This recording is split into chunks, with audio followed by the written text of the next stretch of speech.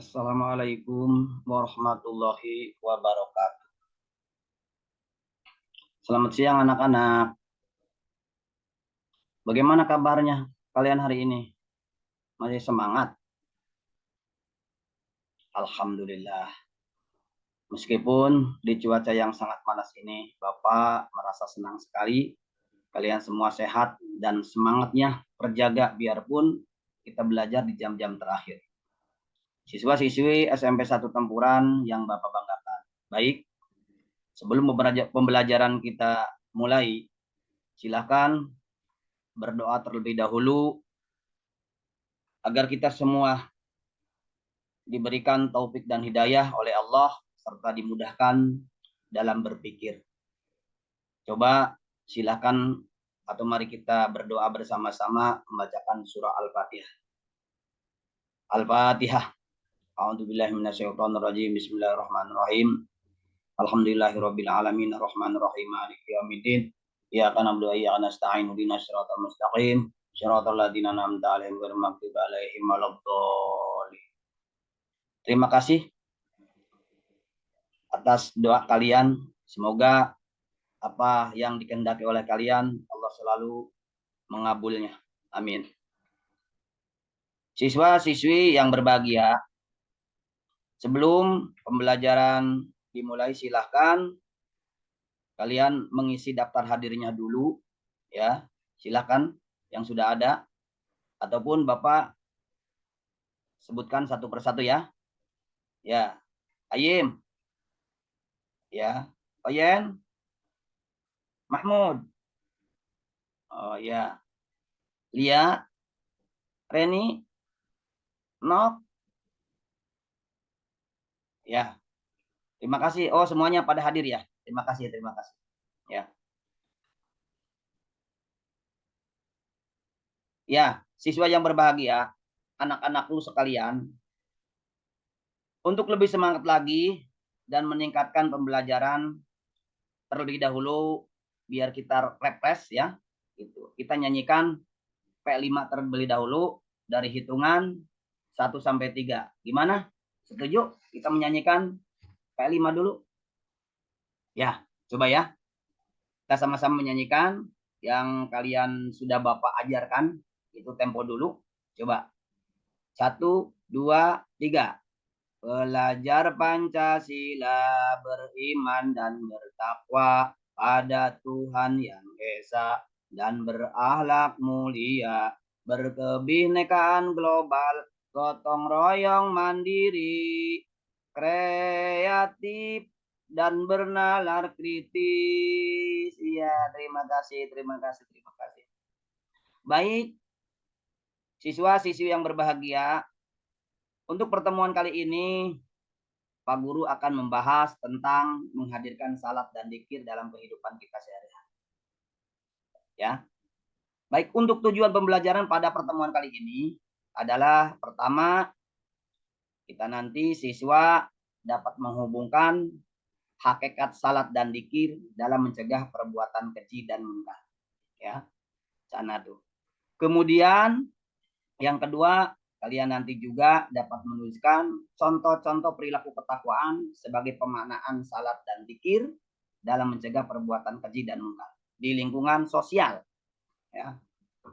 Kemudian yang ketiga, dengan belajar melalui berbasis produk, kalian dapat membuat kute atau sebuah kata-kata tentang salat dan dzikir dalam mencegah perbuatan keji dan munkar dalam media sosial ataupun media-media yang lainnya. Ya. Nah, coba perhatikan. Untuk titik fokus kita, ya,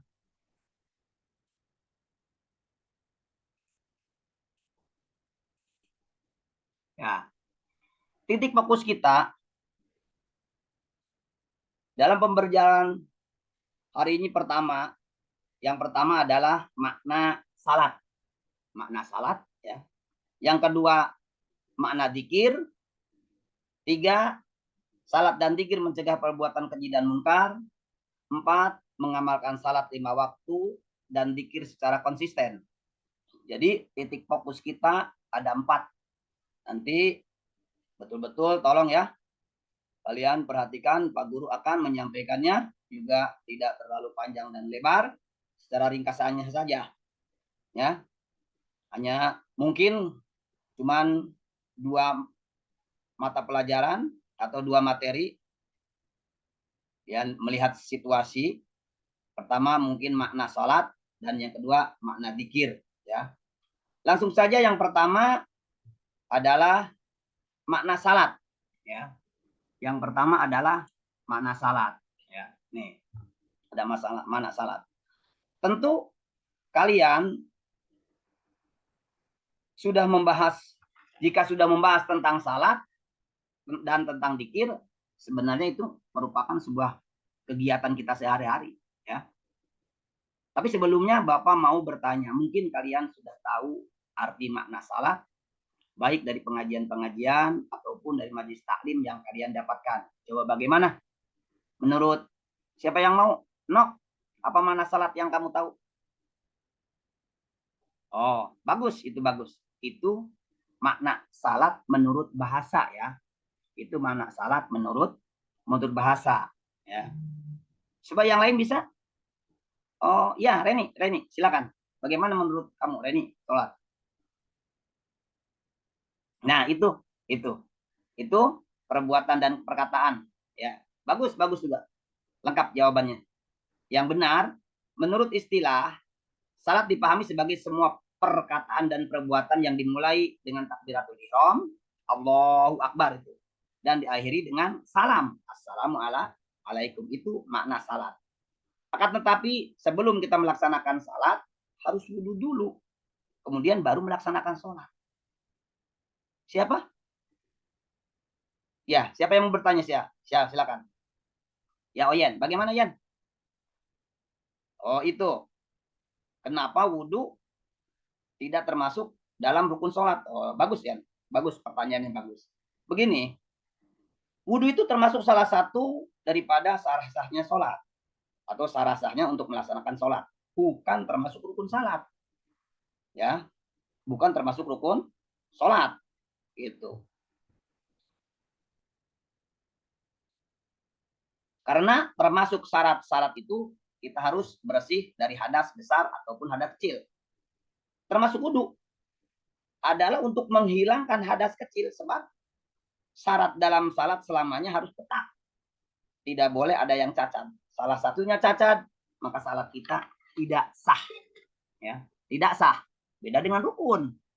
Kalau rukun salah satunya ada yang cacat, salatnya masih sah. Namun ada perbaikan dari rokaatnya ataupun dapat menambah rokaat salatnya, tidak untuk mulai dari pertama ataupun membaca takbiratul ihram lagi. Langsung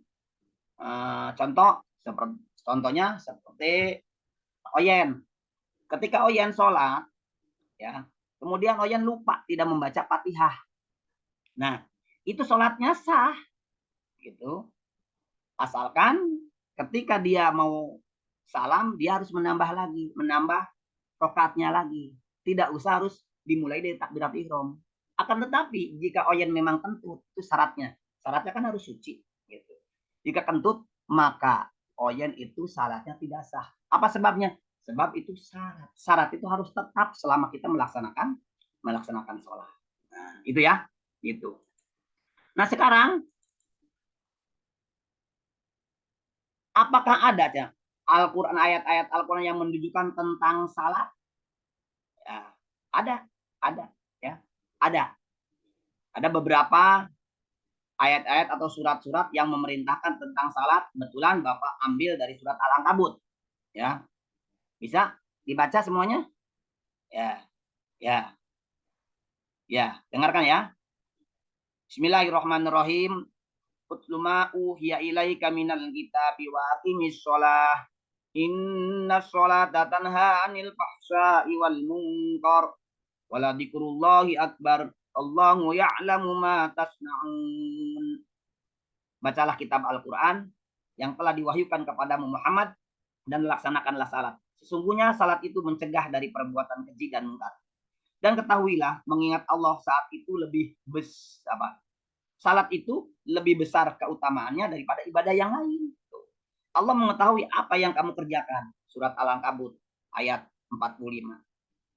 Artinya kita sebagai umat Islam diperintahkan untuk melaksanakan salat. Gitu ya. Salat apa Pak? Ya salat fardu. Ya. Salat fardu yang 1 hari 1 malam itu 5 waktu, 5 waktu. Ya seperti salat duhur, asar, maghrib, isya dan salat subuh. Dan yang lainnya seperti sunat qobliyah, ba'diyah itu silakan mau dikerjakan. Ya. Itu. Kemudian ada hadis yang memang kita diharuskan untuk melaksanakan sholat.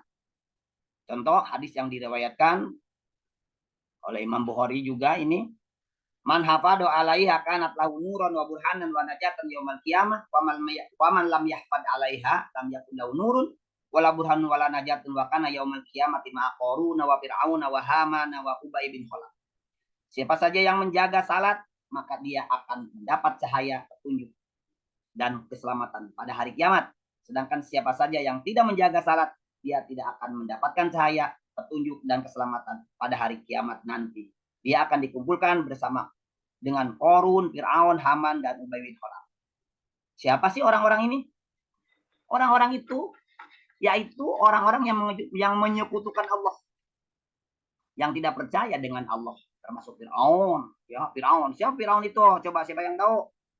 Fir'aun itu adalah dulunya orang-orang yang sangat pintar, kaya, tetapi murka dengan kemurkaannya, ya, sehingga dia mengakui sebagai Tuhan. Iblis juga tidak mengakui Tuhan yang sangat pintar, tapi Fir'aun, ya, Fir'aun dia mengakui Tuhan. Dan juga Qarun, dia dulunya orang sangat kaya, tapi sombong, ya, tidak mau bersyukur atas nikmatnya. Dengan kesombongannya, harta kekayaannya ditenggelamkan oleh Allah beserta orang-orangnya ke dalam bumi Allah. Siapa orang-orangnya? Haman, Ubay bin Khalaf, dan lain sebagainya. Ya, banyak sekali orang-orang yang tidak percaya dengan Allah, maka dia akan masuk neraka. Ya, itu ya. Nah, coba dari sana dulu, barangkali ada yang dipahami. Nah, sebelum Bapak melanjutkan ke materi yang kedua, ya, dikarenakan waktu memang udah mepet. Nah, sebagai pemahaman kalian, Bapak akan memberikan soal 2. Coba, bagaimana dampak orang yang tidak bersyukur? Itu. Ada yang mau? Silakan, coba. Sementara kan Bapak sudah membuat kelompok-kelompok, ada kelompok Koyen, kelompok Anyim, kelompok Mahmud, dan kelompok dia. Bagaimana? Ya, ya itu bagus. Ya, itu bagus. Ya, lihat bagus. Ya. Di antaranya adalah dampak orang yang tidak bersyukur, maka Allah akan menghilangkan harta yang dia miliki. Nah, coba siapa yang akan menjawab? Coba kelompok mana? Bagaimana orang yang tidak merasa bersyukur? Oh, coba sebutkan bentuk-bentuk ketakwaan. Nah, itu termasuk bentuk ketakwaan adalah tadi juga orang yang suka bersyukur, tidak sombong, ya, tidak murka dan tidak merasa pintar. Dengan kesombongan tersebut, dengan ketidakbersyukuran tersebut, Allah maka akan menurunkan azab yang sangat pedih. Ya, makanya dari Bapak, coba bagaimana perasaan kalian sekarang? Senang dengan penerang Bapak yang ini? Alhamdulillah, ya. Alhamdulillah. Maka untuk kesimpulan, Bapak simpulkan banyak-banyak bersyukur atas nikmat Allah yang telah berikan kepada kita. Di antara bersyukur berarti kita mau melaksanakan perintah Allah dan menjauhi larangannya. Termasuk bentuk pemanaan salat, termasuk bentuk pemanaan ketakwaan. Kita harus betul-betul banyak bersyukur dan mengingat Allah agar senantiasa kita selalu dilindungi dan diberi taufik dan hidayah oleh Allah Subhanahu wa taala. Anak-anakku yang berbahagia, mungkin itu sebagai pemanaan-pemanaan salat, mungkin dikarenakan waktu memang sudah mepet. Sekian dan dari Bapak, bisa kita untuk pertemuan yang kedua itu yaitu kita akan membahas tentang makna zikir, ya. Zikir merupakan untuk mencegah perbuatan keji dan munkar. Ya, barangkali kita ada waktu. Terima kasih. Assalamualaikum warahmatullahi wabarakatuh.